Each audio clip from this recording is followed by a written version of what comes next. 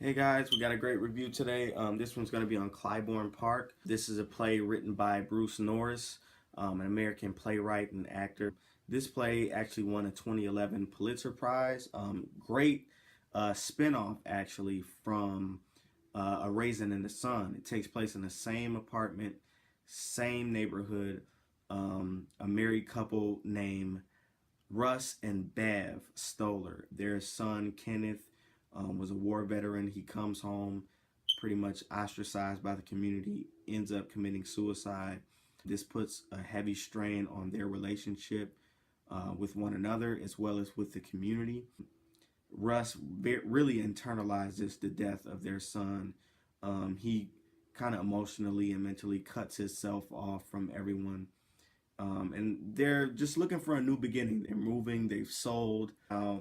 Their neighbors, Carl and Betsy Linder, actually found out that the new family on the block is going to be black. So Carl tries his best efforts to convince Russ and Bev not to sell the apartment. They didn't want their esteemed community to be integrated. But overall, Carl's efforts were exhausted, and all they did was anger Russ and remind him why he wanted out of the entire community in the first place. The second act actually opens in the 2000s, and now the community is mostly black, and it follows another couple who are selling the apartment now, Kevin and Lena, to who's going to be the first white couple in the neighborhood, and Steve and Lindsay.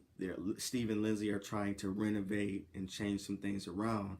So this also created a lot of issues with race. So a lot of the issues that happened in Act 1 kind of spilled over into Act 2, and the writer did a great job at depicting both generations in a very real way and showing how a lot of the problems that were still looming were because of misunderstanding and not having enough context in one another's stories. Son, Kenneth, actually had a footlocker full of keepsakes